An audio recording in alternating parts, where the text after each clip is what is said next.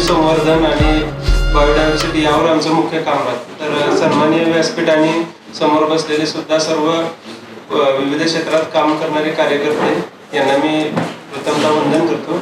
आणि प्रभाकर पाटील सरांनी बोलण्याची संधी दिली. आणि आम्ही काय असे वक्ते नाही, तुमच्या आमच्यासारखे काम करणारे लोक आहोत. तर त्या पद्धतीने मी थोडे 5 मिनिटेच तुम्हाला माझे मनोगत सांगेन. तर माझी ओळख अशी की मी प्रणव महाजन, सह्याद्री टायगर रिझर्व म्हणजे चांदोली नॅशनल पार्क शिराळा या ठिकाणी मी वाईल्ड लाईफ बायोडायव्हर्सिटी याच्यावर काम करतो, म्हणजे वन्यजीव संरक्षण करणे. आता मुख्यतः आपला गाव आणि शाश्वत विकास यामध्ये महत्वाचा मुद्दा सगळ्यांनी लोकांसंदर्भात मांडला की आपल्याला पाणी कमी पडते, आपल्याला शेतीला हे होते, शेतीला ते होते, किंवा इंडस्ट्रीला पाणी कमी पडते, पुढची पिढी आपली. पण या सगळ्यांमध्ये आता सर बोलले ते तसे की वन्य प्राणी पक्षी यांचा विचार कोण करत नाहीये. त्या गोष्टी सुद्धा तेवढ्याच महत्वाच्या आहेत. हजारो वर्षापासून उत्क्रांती होत माणसासोबत त्या सुद्धा आलेल्या आहेत. तर त्यांचं संवर्धन कसं होईल, आपल्यासोबत ते कसे जगतील, हा एक शाश्वत विकासाचा टप्पा राहतो. शाश्वत विकासाचं छोटं उदाहरण की मागच्या 1950च्या दरम्यान धरणं झाली, धरणात जंगल तोडून मोठी झाली, पण त्या आताच्या पिढीला वाटते की हे ॲज इट इज असंच आहे. तसंच आता जे गावागावात रस्ते होत आहे, किंवा आंब्यापर्यंत रस्ता असेल, आंबोली घ्या, कुठलेही गाव घ्या, रस्त्यामध्ये मोठ्या प्रमाणात वृक्षतोड होते. तर हे झाडं वाचवून कशा पद्धतीने विकास होईल याच्यावर आम्ही काम करत असतो. आम्ही शिराळ्यात काम करत असताना रेड ते म्हणजे पूर्ण विटा ते कोकरोड पर्यंत रस्ता झाला 80 किलोमीटरचा. त्यामध्ये बऱ्याचशा ठिकाणी जी म्हणजे निम्म्यापेक्षा म्हणजे कमी झाडं वाचवली आहे. म्हणजे आमचं एक मार्केटिंग वगैरे म्हणा, काही म्हणा, म्हणजे ह्या गोष्टी न करता कॉन्ट्रॅक्टर आहे, वृक्षतोड करणार आहे, या सगळ्यांना एक त्यांना आर्थिक प्रॉफिट असतो. मी ह्या सगळ्या समजून घेऊन म्हणजे नुसतंच संरक्षण करा, संवर्धन करा म्हणून या गोष्टी होत नाही. दुसरा विषय की जंगलतोड होते, आता सर म्हणाले, जंगलतोडीचे पण कारण आहेत, त्याला मार्केट आहे पुढे. म्हणजे कोकणात आता रोज 25-30 ट्रक लाकूड वाहून येते, जे कोल्हापूर, आपले राधानगरी, इचलकरंजी या भागात इंडस्ट्रीज आहेत. म्हणजे तुमच्या कोणाच्या असतील काही माहित नाही, पण वेगवेगळ्या आपल्या इंडस्ट्री आहेत, दुधाच्या फॅक्टरीज किंवा वेगवेगळे कारखाने, त्या सगळ्याला लाकूड बेसिक सोर्स आहे. मग हे येणार कुठून, तर खाली कोकणातून किंवा आता रस्त्याचे जे कॉन्ट्रॅक्ट निघतात त्यातून येतं. म्हणजे अशा पद्धतीचे हे आपलं मार्केटच पर्यावरणाला खाणार आहे.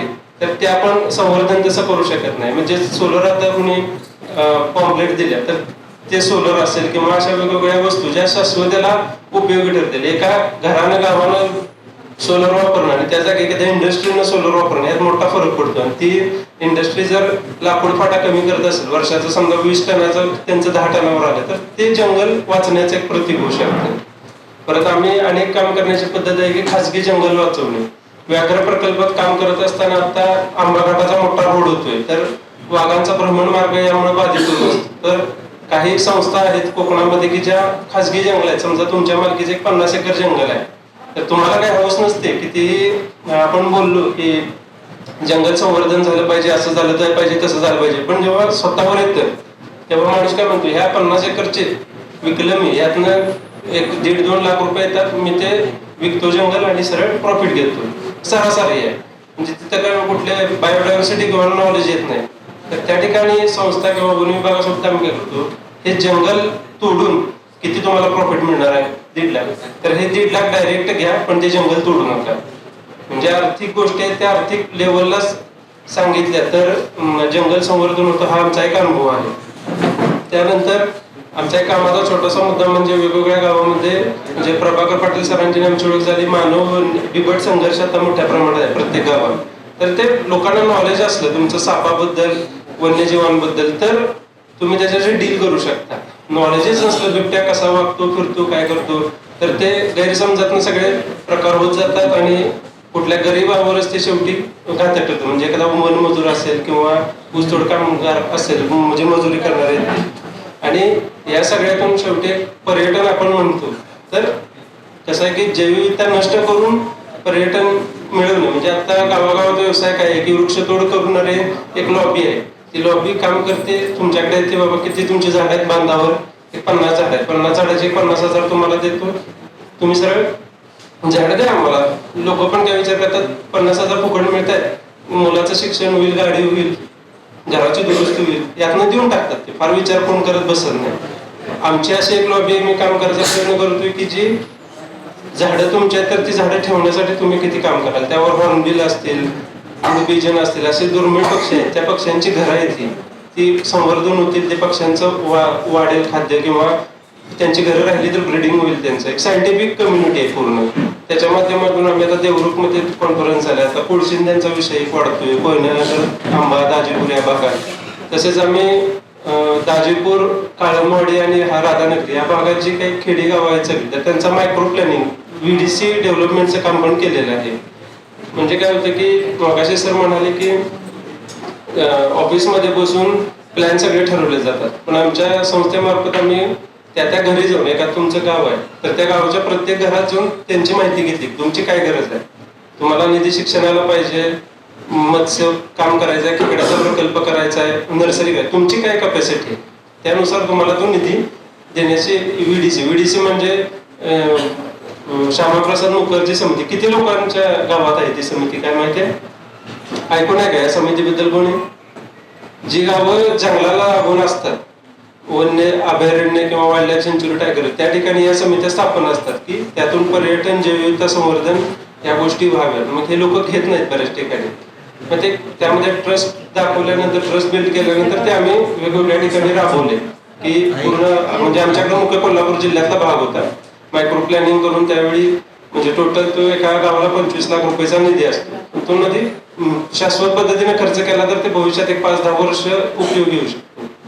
हा एक प्रकार झाला.